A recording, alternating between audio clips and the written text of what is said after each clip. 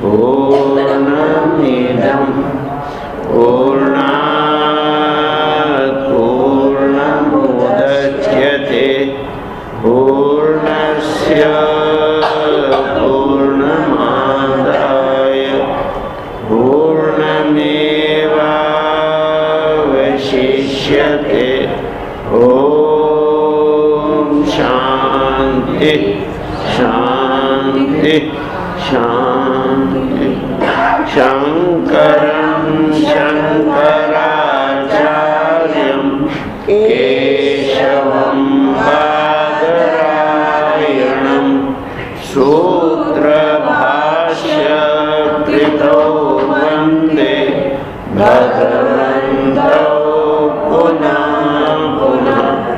ईश्वरो गुरुरात्मेति मूर्तिभेदविभागिने व्योमवद्व्याप्तदेहाय दक्षिणामूर्तये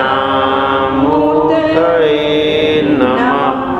ओम शांति शांति शांति।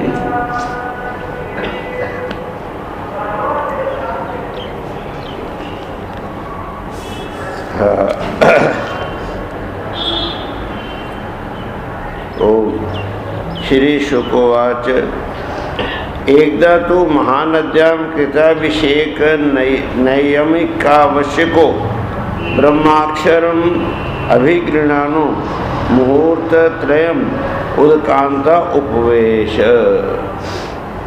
अब इस बात को कहते हैं, कल बताया था कि जो ऋषभ देव के 100 पुत्रों में सबसे बड़े भाई कौन?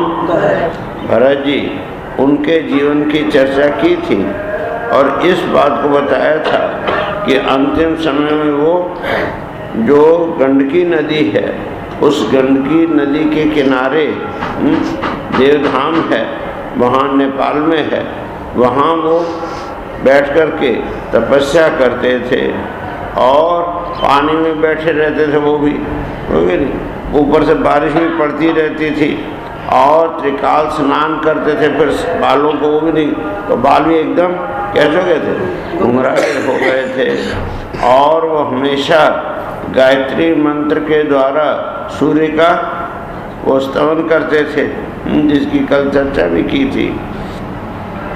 तो कहते हैं इस तरह से करते हुए एक धातु महानद्यों कृताभिषेक, एक बार क्या किया उन्होंने, ये गंडकी नदी में स्नान किया और स्नान करके नियमिक आवश्यक को ब्रह्माक्षरम अभिगृह्णाना, जो नियम था उनका, उस नियम के अनुसार ही आवश्यक जो ब्रह्माक्षर है, ब्रह्माक्षर का मतलब जो भी ब्रह्म रूपी जो एक अक्षर है वो कौन सा है?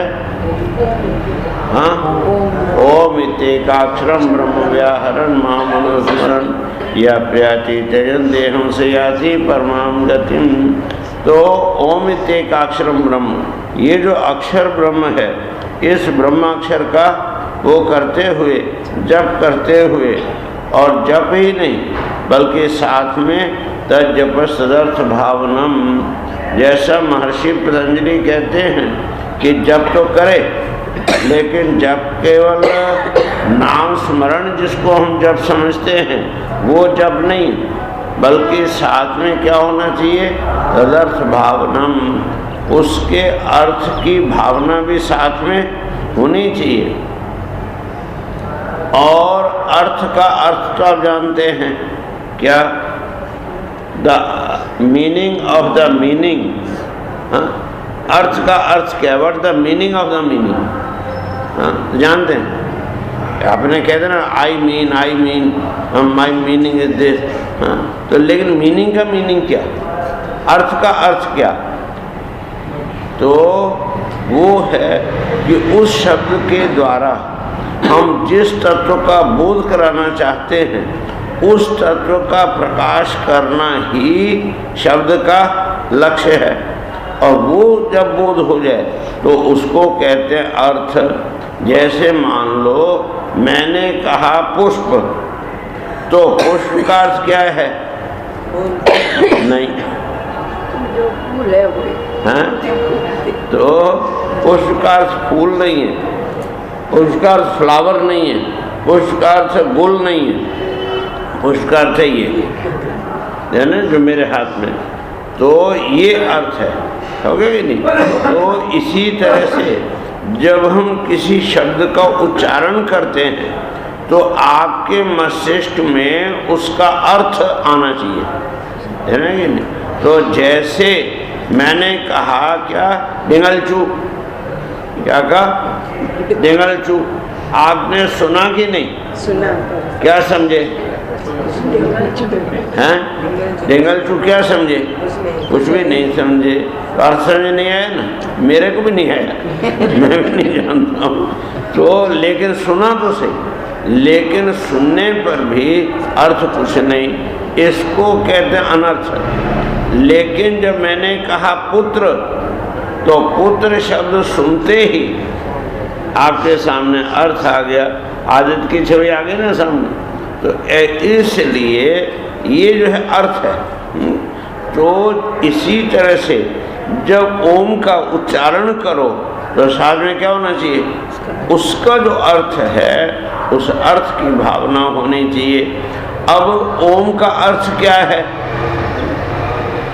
तो ओम के अर्थ में संपूर्ण वेदों का ज्ञान पूरा हो जाता है।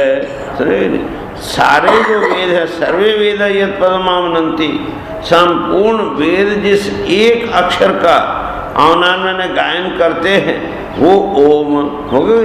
तो अब ऐसी अवस्था में संपूर्ण वेदों को समझो तब ओम का अर्थ नहीं आएगा। अथवा ये समझो कि जितना भी उसका कोई चीज़ ऐसी है ही नहीं जो ये न होती हो। तो इसलिए महर्षि पतंजलि ने कहा कि तस ईश्वर जो है, ईश्वर प्रणिधानात्वा सर्वम, कि यदि तुम समाधि नहीं लगा सकते, यदि तुम मृत्युओं का वो नहीं कर सकते, तो दूसरा एक बाईपास है। क्या? ईश्वर प्रणिधान। ईश्वर प्रणिधान का मतलब ईश्वर की भक्ति। और ईश्वर की भक्ति क्या है? तो पहले तो ये ईश्वर कहते किसको हैं? हाँ, तो कहा देश आदि जितने भी हैं, हाँ, और जो चित्त के क्या हैं, विक्षेप आदि हैं, इन सब से, और फिर उसके लिए किया गया कर्म और कर्म से मिलने वाला फल और फल के संस्कार, इन सब से जो परे है, हाँ, वो ईश्वर। और उस ईश्वर का वाचक नाम है क्या? ओम। ओम उसका नाम है। तो इस ओम नाम का जप करो और साथ में उसके अर्थ का ध्यान करो। अब अर्थ का ध्यान करना इतना आसान नहीं। और दूसरी बात ये है, अगर मान लो कोई आदमी कमज़ोर है और उसको ताकत देनी है, एनर्जी, तो क्या कहा? घी खाया करो। अब ऐसे ही उसने पहले ही दिन कटोरा भरा घी का और पी गया तो क्या होगा? लूज मोशन होगा, सारा पेट ही गड़बड़ हो जाएगा। तो ऐसी अवस्था में उसने कहा ये घी खाना बेकार है, तो घी ऐसे नहीं खाना चाहिए कभी भी। तो क्या करते हैं फिर? तो नहीं, घी में थोड़ा सा रवा डाला, हाँ, और भून के थोड़े उसमें चीनी डाली, पानी डाला, तो क्या बन गया? शीरा बन गया, हलवा बन गया। वो खाओगे हजम हो जाएगा, है ना। इसी तरह से वो जो ओम का उच्चारण करते समय सामान्य व्यक्ति उसके अर्थ की भावना नहीं कर, योगी तो कर लेते हैं, सन्यासी तो कर लेगा, हर एक के करना संभव नहीं। तो क्या किया उसने? जैसे वो रवा, चीनी और पानी मिलाया था कि नहीं, इसी प्रकार से साथ में उस अर्थ का वाचक कोई प्रतीक जोड़ दिया, है ना कि ऐसे ओम नमः शिवाय। अब ओम का अर्थ और नमः शिवाय का अर्थ एक ही है ना। ये नमः शब्द का अर्थ है क्या? अहंकार का परित्याग। क्योंकि जब आप किसी को नमन करते तो क्या करते? सिर झुकाते, और सिर जो है प्रतीक है अहंकार का, सिंबल ऑफ ईगो। तो उसको जब झुकाए तो मतलब लीव योर ईगो। और Shiv plus ego is equal to jeev, और jeev minus ego is equal to Shiv. तो जब अहंकार निकल गया तो क्या रह गया? शिव, और शिव का अर्थ है आत्मा, हो गया ना? तो वही ओम का अर्थ है ना? तो इसलिए ओम नमः शिवाय का जप करने लगे, ओम नमः शिवाय ओम, ओम नमः शिवाय ओम, अथवा ओम सोहम ओम, उसका अर्थ भी वही है। ओम अहम ब्रह्मास्मि ओम, उसका भी अर्थ वही है। तो कहने का अभिप्राय ये है कि इस प्रकार से गायत्री मंत्र है वो भी केवल ओम की ही व्याख्या करता है। तो इस प्रकार से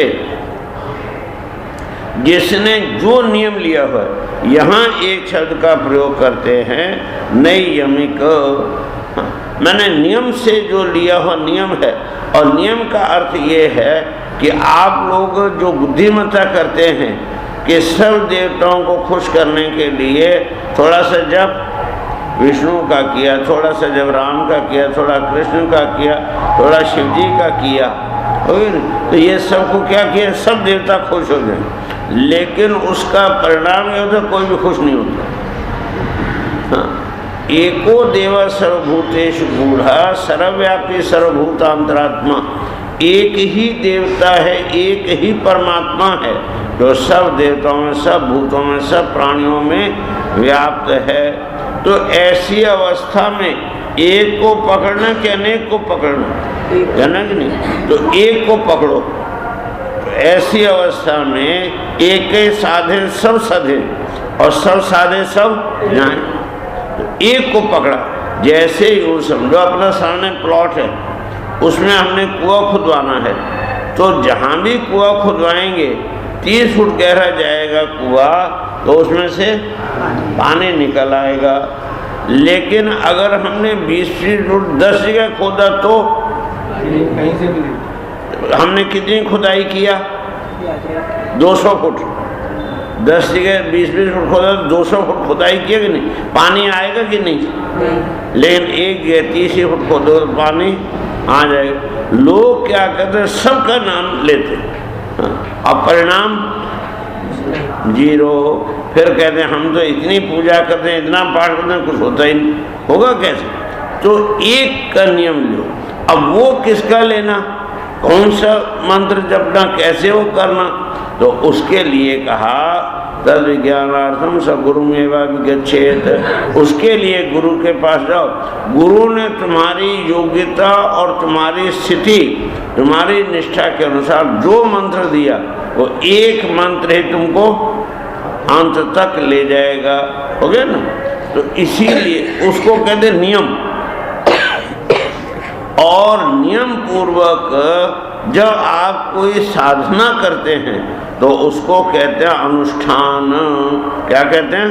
अनुष्ठान का अर्थ यही है कि जब आप एक नियम लेके संकल्प पूर्वक कोई व्रत करते हैं तो उसको अनुष्ठान कहते हैं। तो यही कहते हैं नैयमिक आवश्यको ब्रह्माक्षरम।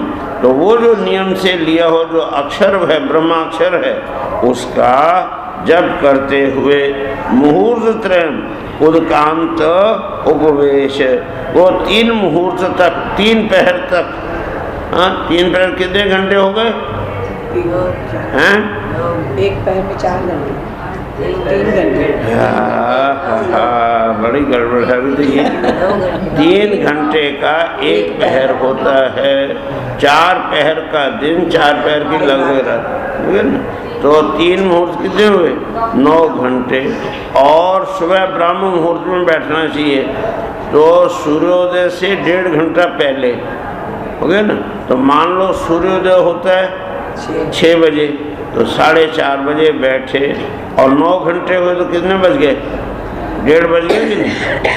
हाँ, तो ये समझ लो इतनी देर तक वो बैठ के साधना करते थे।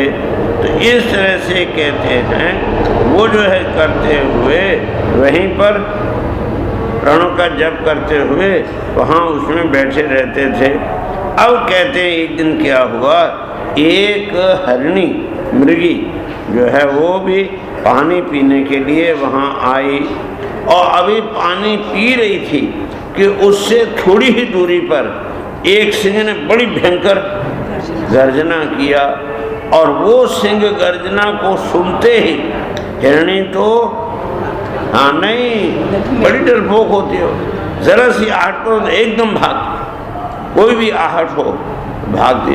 तो ये जो गर्जना उसने सुनी, तो अभी तो उसने पानी पिए ही नहीं था, प्यास मिटी ही नहीं थी, हाँ त्रस्त ही थी, उसी में जो हुआ तो एकदम उसने उछल के मारी छलांग नदी पार करने के लिए। लेकिन थी वो गर्भवती, और उसका वो क्या कहते हैं, डिलीवरी का महीना चालू हो चुका था, इसलिए जो पार जाने लगी बीच में गर्भ उसका गिर गया, और वो पार जाके गिरी धड़ाम से, और गिरते ही मर गई। अब जो है कहते हैं इस तरह से वहीं पर वो मर गई, और वो जो उसका बच्चा था वो बच्चा बीच में ही रह गया।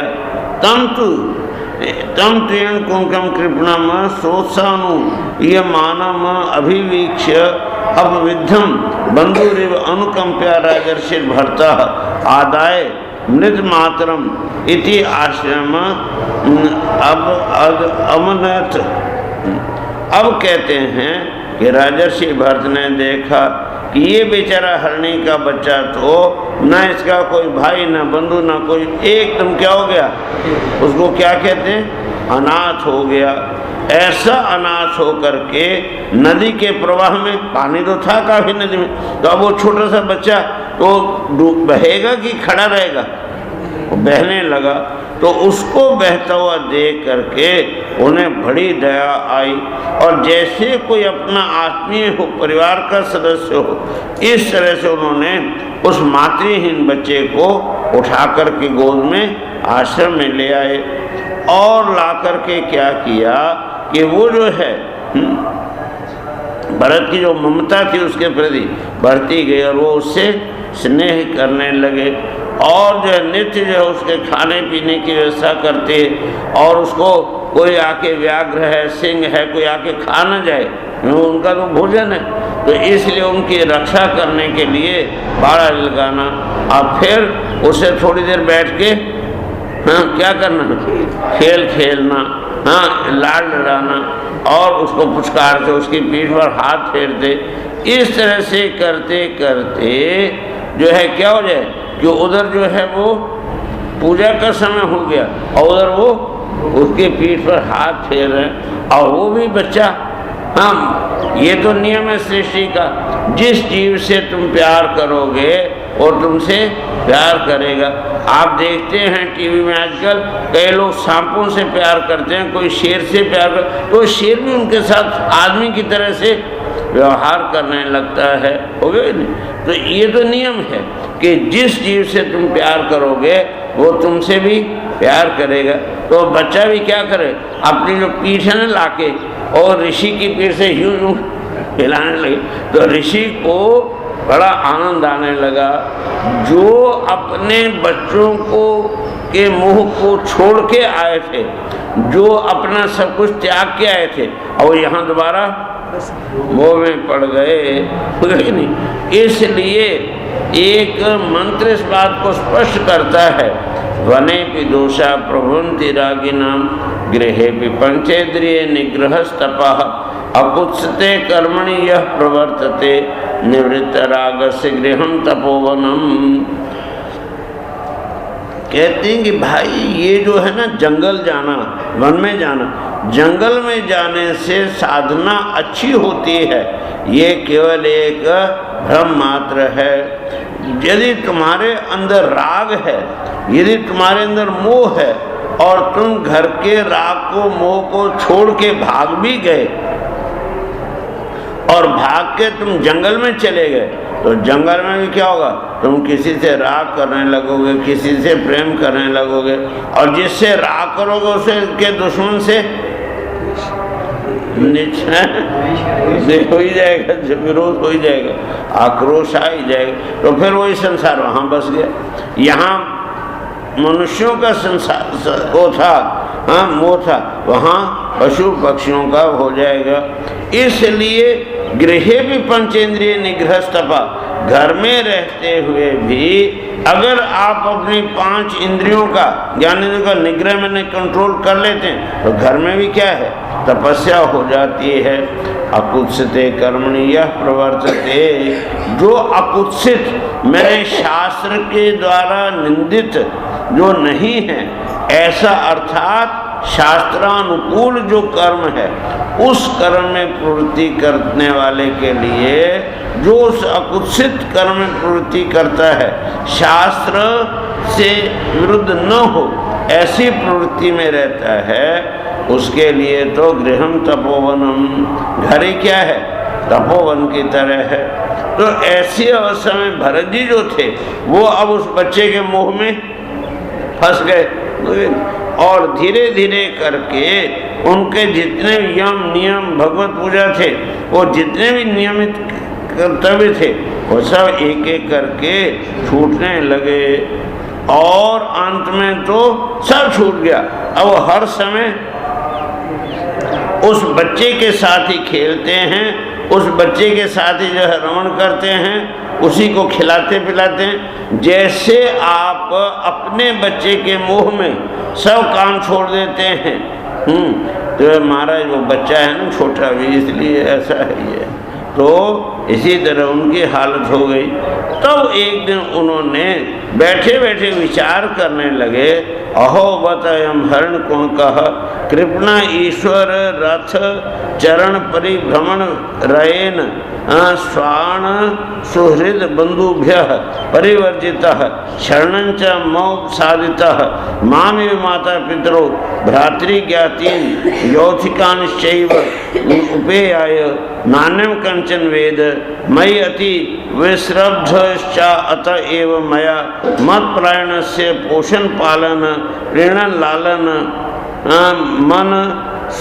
मनसूय अनुष्ठेयम शरण्योपेक्षा दोषोदिशा। अब वो इस तरह से सोचने लगे कि बड़े खेद की बात है, बहुत ही चिंता की बात है। क्या ये जो बेचारा दीन मृग शावक है, मृग बच्चा है, इसने काल चक्र के वेग ने इसको इसके झुंड से अलग कर दिया है। इसके जितने सुहृद और बंधु हैं वो सब दूर हो गए हैं। अब ये एकमात्र मेरी शरण में पहुंच गया है। ये मुझे ही अपना माता पिता समझता है, मुझे ही अपना भाई बंधु समझता है। यूथ के जितने संगी साथी हैं वो भी मेरे अंदर ही वो देखता है, और मेरे सिवाय भी इसका कोई है, इसको कोई पता ही नहीं है, और मुझ में इसका विश्वास पूरा विश्वास है।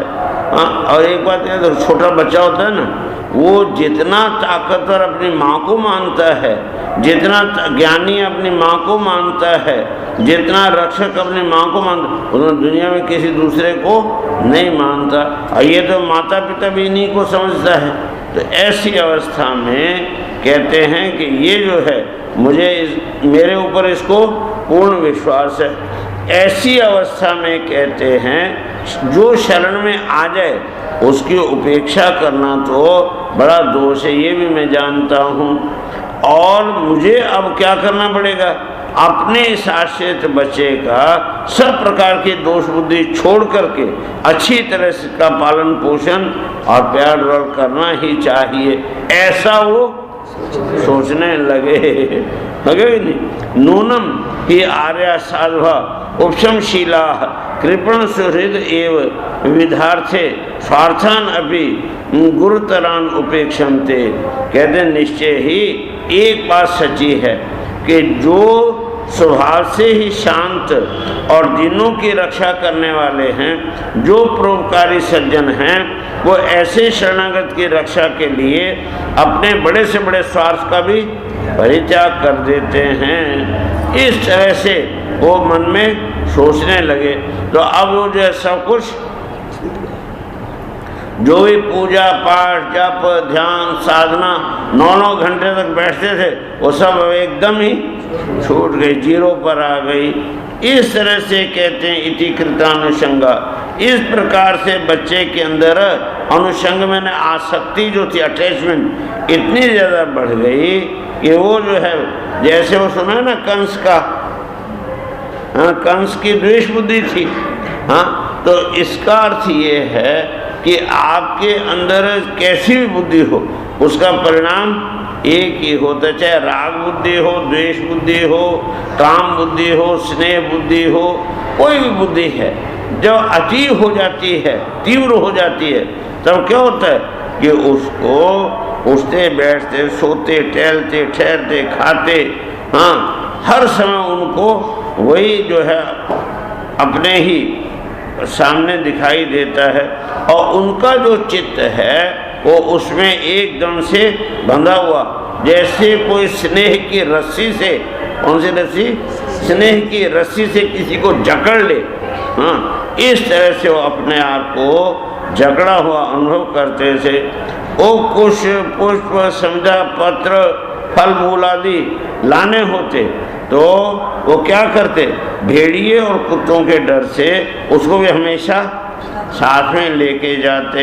हाँ, कभी उसको अकेला छोड़ के नहीं जाते थे। और रास्ते में जहाँ कहीं कोमल घास मिल जाए, हाँ, तो वो क्या करें, वो हरण जो बच्चा वो तो घास देखते उसके लिए मुंह में पानी आ जाए, क्योंकि वो तो उसका भोजन है, तो हरी घास वहाँ खाने लग जाता था।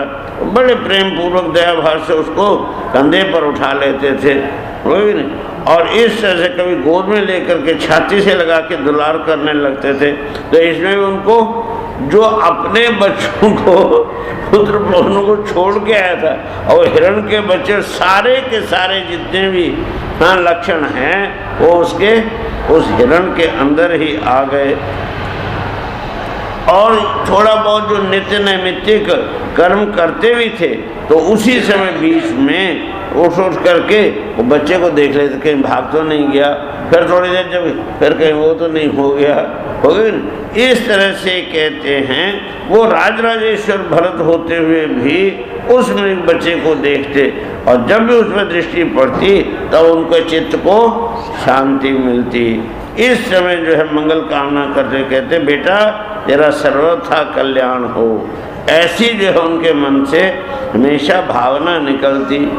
और कहते हैं अन्यदा भीषम उद्विग्न मना नष्ट द्रविण इव कृपण सकल सकरुणम अतितर्षेन हरिण कुणक विरह विह्वल हृदय संताप तम एव अनुशोचन किल कश्मलम मैद अविरंभित इति होवाच। कहते हैं कभी तो जब कभी ऐसा भी होता कि वो जाके इधर उधर पीछे छिप जाता, कहीं जाकर के छिप जाता, उनको दिखाई नहीं देता, तब तो ऐसा लगता कि जैसे किसी लखपति का लाखों रुपया एक साथ लुट गया हो। हाँ, तो क्या हालत होती है उसकी। आपने सारे जीवन में कमा कर के 2-4 लाख रुपए जमा किया किसी तरह से, और एक दिन आया चोर और वो सारी आपकी रकम उठा के ले गया। जब आपको पता चला तो आपकी क्या हालत होती है, एकदम छटपटाने लगते हैं ना। इसी तरह से जो वो दिखाई नहीं देता तो उनको लगता कि मेरा तो सब कुछ लुट गया है। इस तरह से जो है वो एकदम उद्विग्न हो जाते, और वो जो हिरणी का जो बच्चा है उसके विरह से व्याकुल होकर के, संतप्त होकर के, तो अत्यंत करुणा उनके अंदर जागृत हो जाती, और बड़े उत्कंठा के साथ मुँह से आविष्ट होकर के, शोक मग्न होकर के मन ही मन में इस प्रकार से इति हुआ जैसा कहने लगते।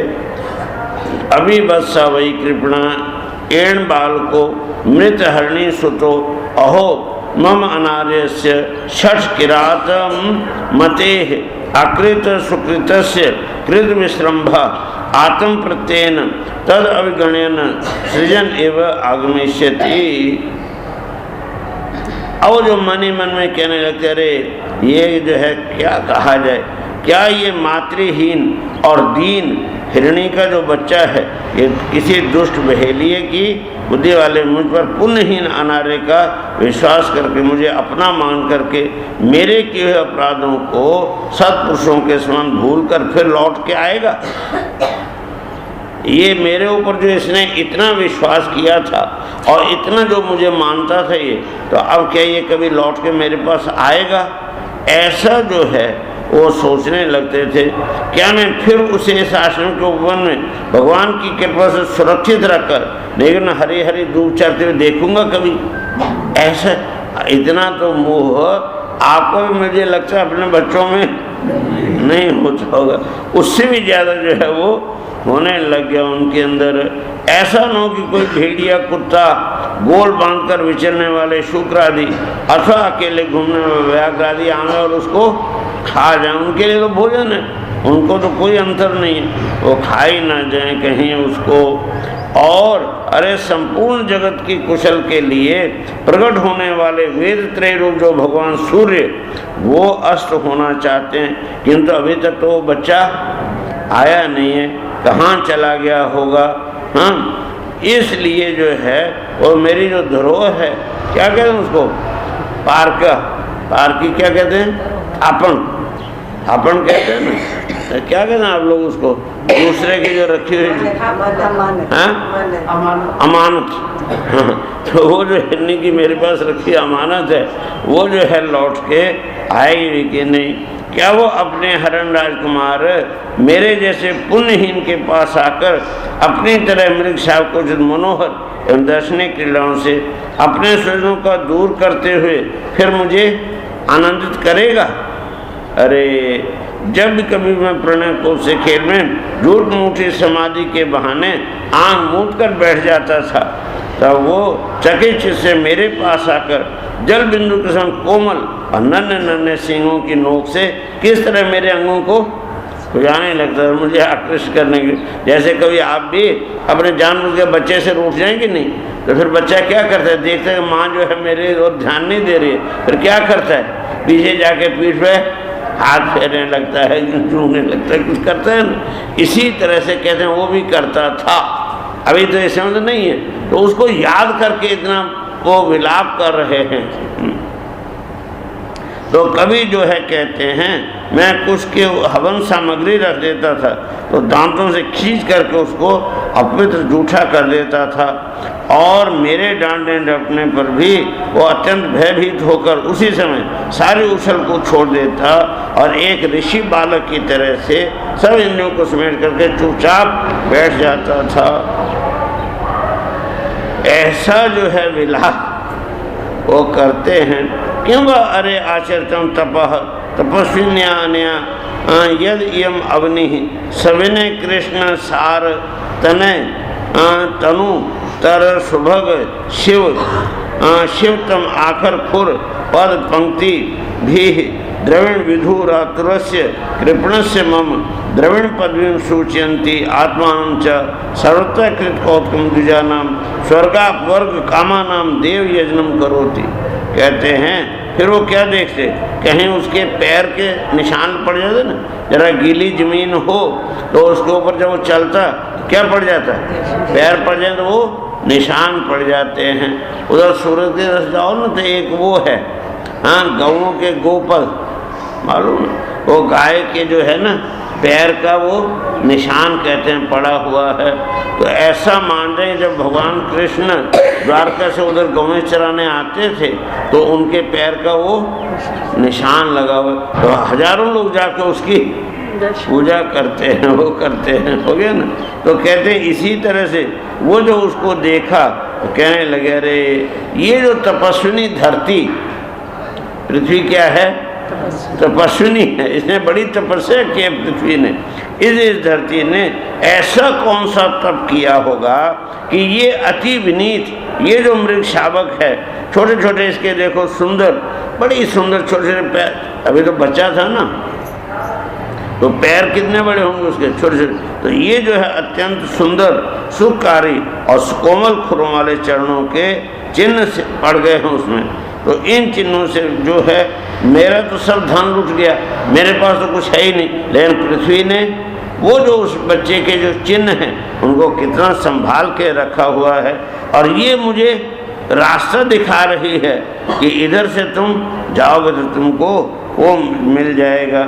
ऐसा मुझे लगता है कि इन पद चिन्हों से विभूषित करके स्वर्ग और वर्ग के इच्छुक द्विजों के लिए ये यज्ञ स्थल बना दिया है उस मृग शावक ने। कितनी जो है भावना, जब व्यक्ति भावना में वो हो जाता है ना, क्या कहते हैं, हाँ उठते, तो तब इस तरह के जो तरह तरह के विलक्षण भाव उनके अंदर आने लगते हैं। इतने में क्यों रात हो गई और उस दिन संयोग से पूर्णमासी रही होगी, तो पूर्णमासी के चंद्रमा को उन्होंने देखा तो उसमें भी जो काला काला निशान है ना, क्या कहते हैं उसको, हैं? अब वो जो है उसके विषय में हमने इतनी कल्पनाएं सुन रखी हैं। कोई कहता है कि पहले जब हम लोग छोटे थे ना, तो गांधी जी की धर्मपत्नी ना कस्तूरबा, लोग कहते कस्तूरबा इसमें चरखा काट रही है, और इसका एक है वो भी कहते हैं, और एक उसका संस्कृत नाम है शशांक। हाँ, शश कहते हैं किसको, ससले को, वो खरगोश होता है ना, तो कई कहते हैं वो शशांक मैंने ससले का चिन्ह है उसके ऊपर। तरह तरह की कल्पनाएं करते हैं। तो इसी तरह से वो जो उन्होंने देखा तो उनको लगा कि जिसकी माता सिंह के डर से मर गई थी वही जो है आज वहाँ जाके क्या है तो वो जो है मर गई थी, वही मृग शिशु अपने आश्रम से बिछुड़ गया।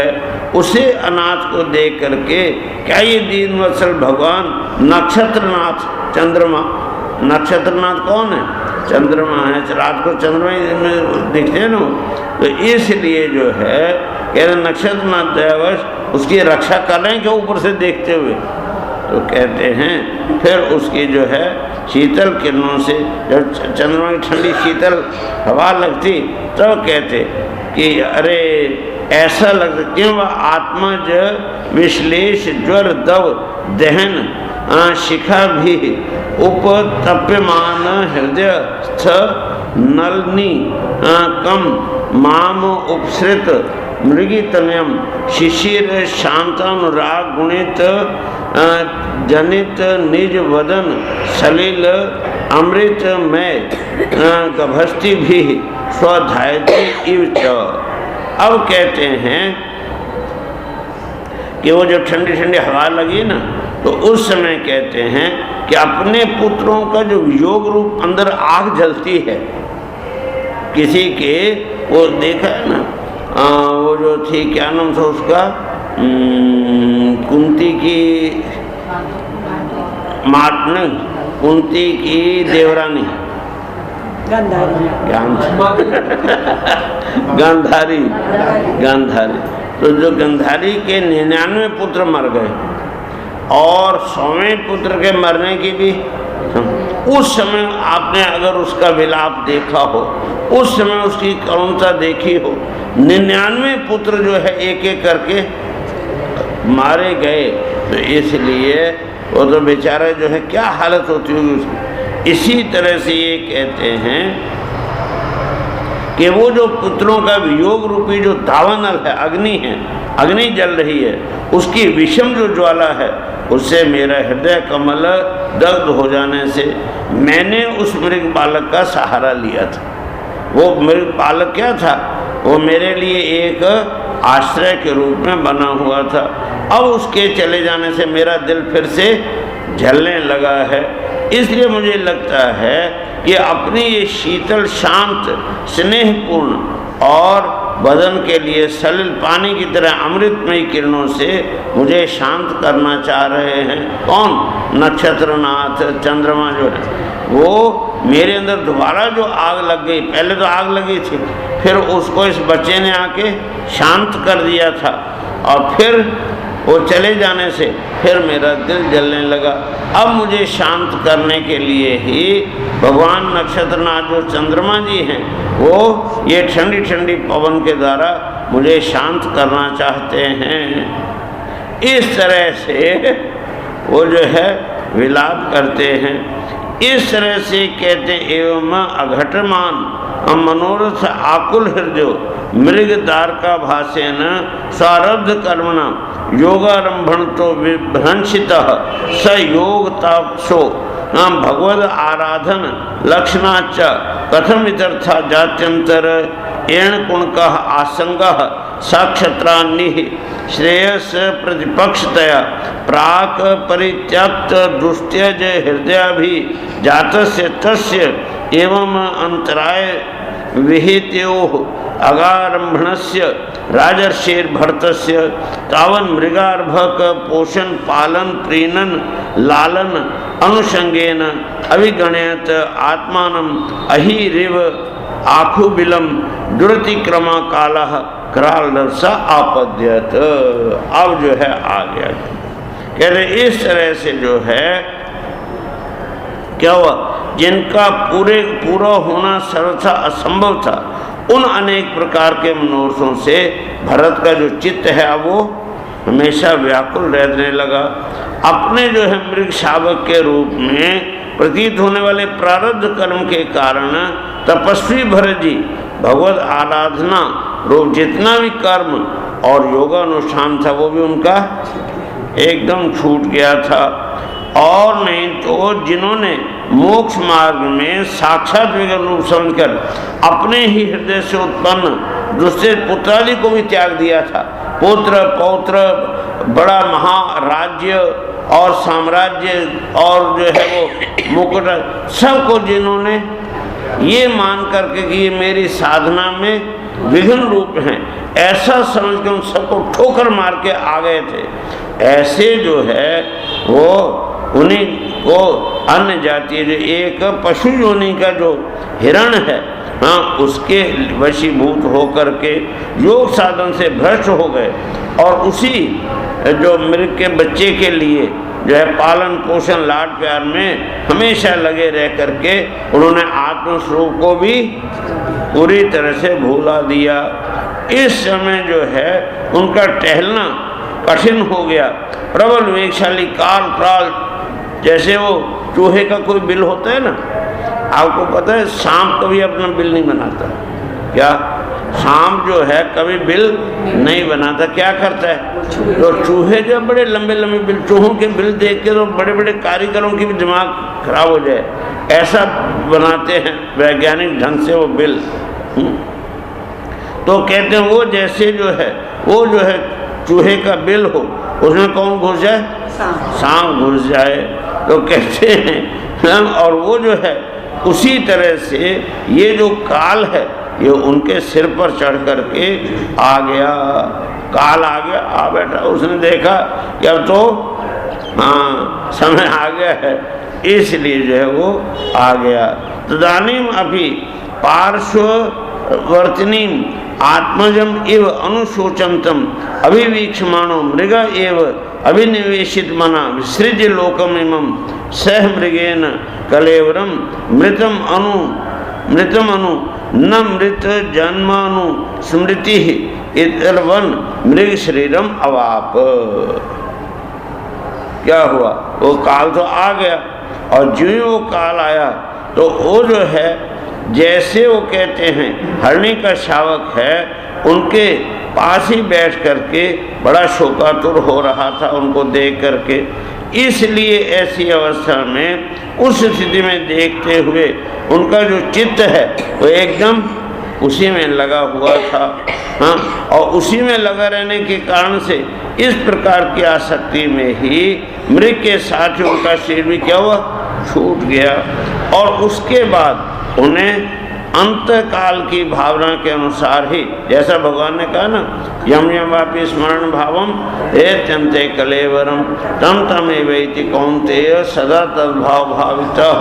कहते हैं कि जिस तरह से अंत काल में अंतिम श्वास जो आपका निकलेगा उस समय आपके अंतःकरण में जो भी भावना होगी वही आपको मिलेगा, चाहे भले ही आपने सारा जीवन तपस्या की हो, साधना की हो, कुछ भी कितने भी पुण्यशाली हो आप, लेकिन अंतिम श्वास के समय जो चीज़ सामने आ जाएगी आप उसी में चले जाएंगे।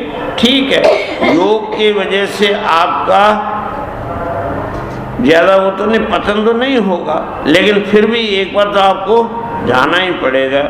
एक बहुत बड़े महायोगी थे, यही की बात है, बहुत बड़े महायोगी थे और उनके देश विदेश में सैकड़ों हजारों की संख्या में शिष्य थे। एक दिन उनको पता चला कि मेरा काल आने वाला है, तो उन्होंने अपने जितने भी शिष्य थे सबको सूचित किया कि मैं 24 अप्रैल को शरीर छोड़ने वाला हूँ, इसे जिसको भी कुछ पूछना जानो वो आ जाए।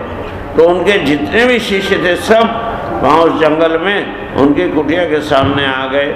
अगले दिन उन्होंने पूरा जो मैदान था उसको साफ करा के गोबर से लिपवा के और भक्तों के बैठने की व्यवस्था की, और स्वयं एक ऊंची चौकी बना के उसके ऊपर ध्यान लगा के मृग चरम पर बैठ गए। और बैठ करके उन्होंने कहा कि बेटो देखो, अब मैं जो है समाधि में जाऊंगा और समाधि में ही मैं अपना शरीर छोड़ दूंगा, उसके बाद तुम इसकी अंत्येष्टि कर्म करना। तो उनका जो मुख्य शिष्य था उसने कहा कि भगवान हमको कैसा पता चलेगा कि आपने समाधि में हैं ये शरीर छोड़ दिया। तो कहा कि जब मेरा शरीर छूटेगा तो आप लोगों को ऐसा लगेगा कि ऊपर से पुष्पों की वर्षा हो रही है और दिव्य नाद आप सबको सुनाई देगा उस समय। उन्होंने कहा तब तो भगवान ठीक है। अब ऋषि जो समाधि में गए और उन्होंने शरीर छोड़ दिया, लेकिन ना तो कोई नाद सुनाई दिया और ना कोई पुष्प वृष्टि दिखी। और एक दिन नहीं, एक पूरा दिन निकल गए, 24 घंटे हो गए, लेकिन न तो फूलों की वर्षा हुई और न कोई नाद सुनाई दिया। और शरीर जो था वो तो अपने स्वभाव के अनुसार क्यों होने लगा, विकृत होने लगा, दुर्गंध आने लगी। तो इसका अर्थ क्या हुआ, तो उन्होंने शरीर को छोड़ दिया। लेकिन गुरु जी ने कहा था कि वो वर्षा होगी फूलों की और जो है नाद सुनाई, वो हुआ नहीं। तो अब क्या मानना चाहिए, शरीर छोड़ा कि नहीं? अगर समझे कि छोड़ दिया है और अंत्येष्टि करते वो कहीं अंदर ही हुए तो एक पाप हो जाएगा, और अगर नहीं करते तो शरीर सड़ा वो गलत है। तो वो जो थे संत, उनके एक गुरु भाई थे, वो वहाँ से कोई 8-10 किलोमीटर दूर एक पहाड़ी के गुफा में रहते थे।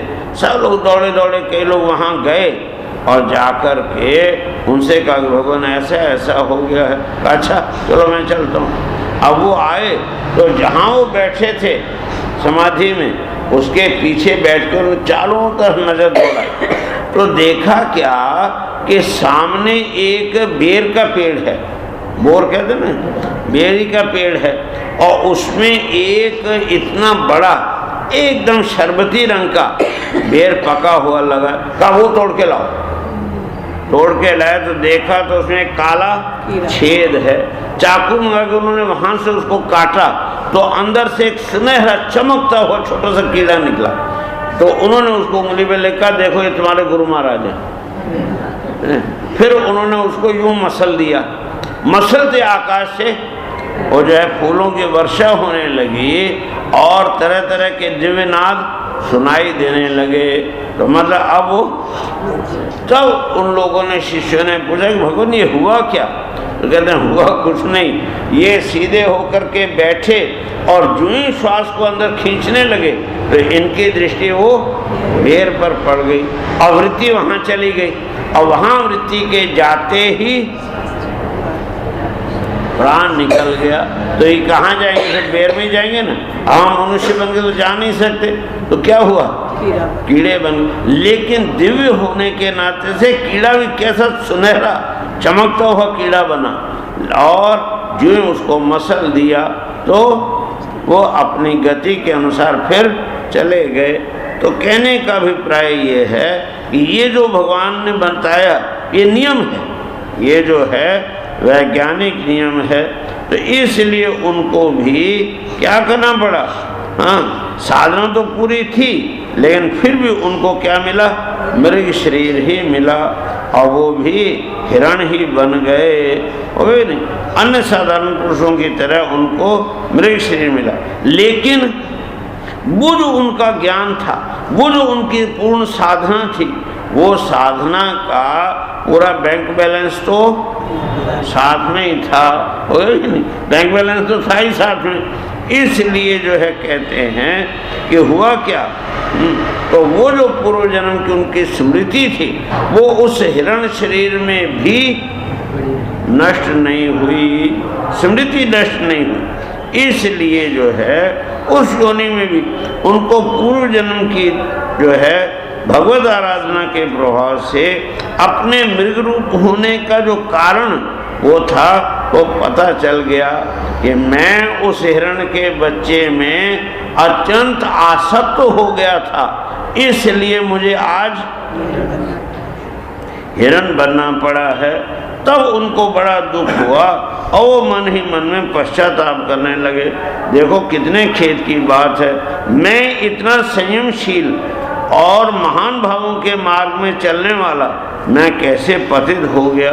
मैंने तो धैर्य पूर्वक सब प्रकार की घर परिवार राज्य प्रशासन सारी जितनी भी आसक्तियां थी उनको छोड़ करके एकांत और पवित्र वन का आश्रय लिया था और वहां रह करके मैंने चित्त को उस सर्वभूतात्मा परमेश्वर वासुदेव में निरंतर उन्हीं के गुणों का श्रवण मनन और कीर्तन करते हुए संकीर्तन करते हुए और प्रत्येक पल उनकी आराधना में बिताते हुए और उन्हीं का स्मरण करते हुए स्थिर भाव से पूर्णतः उन्हीं में लगा दिया था।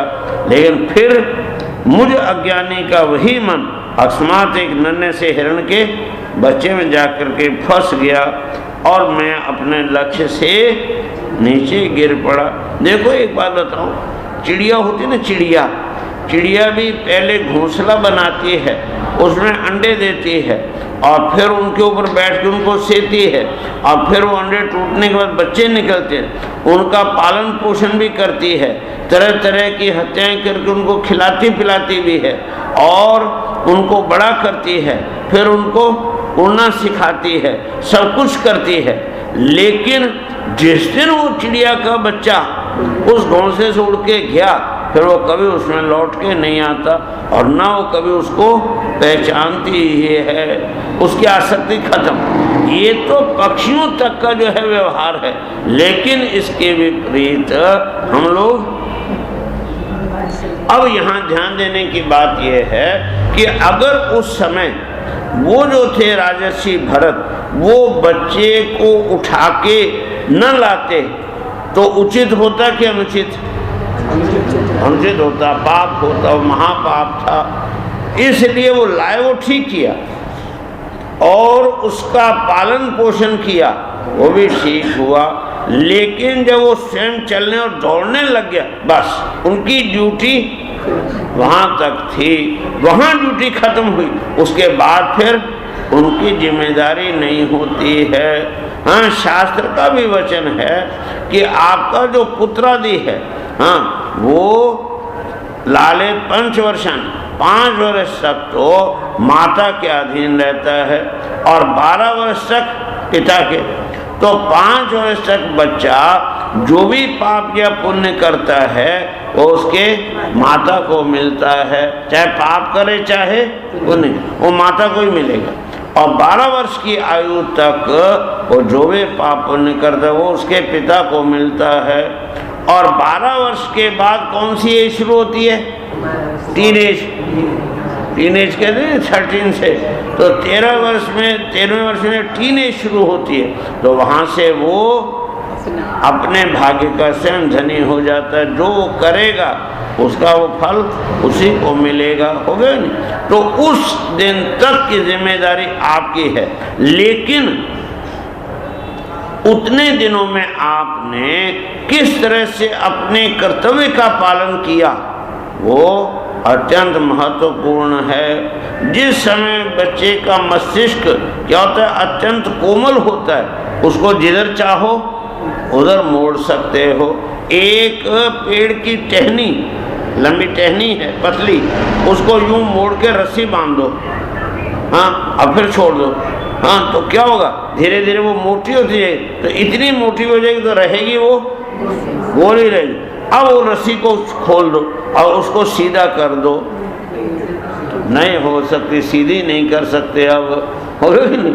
तो मतलब क्या हुआ कि कोमल जो टहनी है उसको जिधर चाहे उधर मोड़ के तुम बना सकते हो, लेकिन जब मोटी हो गई तब कुछ नहीं कर। इसी तरह से आपके जो बच्चे हैं वो बच्चों को भी जब शिक्षा देने का, जब संस्कार देने का, उनके सुधारने का समय होता है, उस समय तो हम उसको डिंगला डिंगली बना करके, गुड़िया गुड्डी बना करके छोड़ देते हैं, खिलाते हैं। और जिस समय फिर वो पक जाते हैं, उनके संस्कार वो हो जाते हैं, तब फिर हम उनको कंट्रोल करना चाहते हैं। परिणाम ये होता है वो टूट जाते हैं या फूट जाते हैं।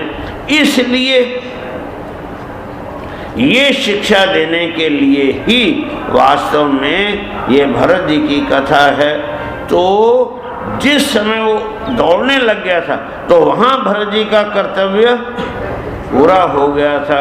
फिर उनको क्या करना चाहिए था, अपने उसे समाधि में लग जाते तो उनका नहीं बिगड़ता, लेकिन ऐसा न करके वो अपना जो लक्ष्य है उस लक्ष्य से नीचे गिर गए। इस प्रकार से मृग बने हुए राजर्षि भरत के हृदय में जो वैराग्य भावना जागृत हुई उसको भी वो अंदर ही कभी व्यक्त तो कर ही नहीं सकते, चाहे वो कितने भी ज्ञानी हो, उनके संस्कार जागृत भी हो, लेकिन हिरण को बोलने थोड़ी लगेगा, हिरण को बातचीत थोड़ी करेगा। तो वो जो है सारे अपनी भावना को अंदर ही छिपा करके अपनी जो माता मृगी है उसको भी उन्होंने त्याग दिया और अपनी जन्मभूमि जो थी वो वहाँ आकर के कालंजर पर्वत से फिर वो शांत स्वभाव से मुनियों की प्रिय भूमि उस शालग्राम तीर्थ में ही जो भगवान का पुण्य क्षेत्र है, जो पुलस्त्य और पुलह ऋषि के आश्रम पर चले आए, वहीं वो रहने लगे। वहाँ रह कर के भी वो काल की प्रतीक्षा करने लगे। आसक्ति को छोड़ करके वो हरी हरी जो घास है ना, कोमल कोमल, वो नहीं खाते कि कहीं में ये घास खाने लगा तो फिर इसी में मोह न हो जाए।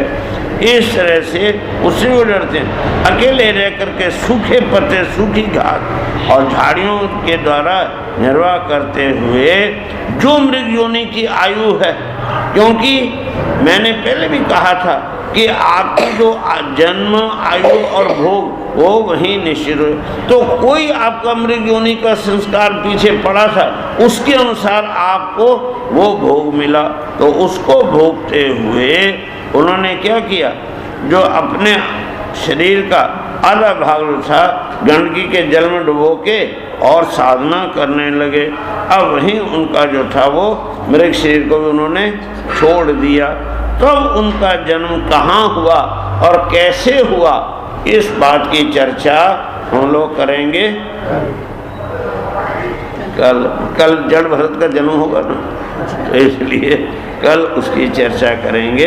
अब आज सीधे होकर के बैठो, जोर से हरिओम की ध्वनि करके 1 मिनट एकाग्रता पूर्वक उस सच्चिदानंद पर ब्रह्म परमात्मा का अपने हृदय में अपने इष्ट देव के रूप में एकाग्रता पूर्वक ध्यान करो। हरे ही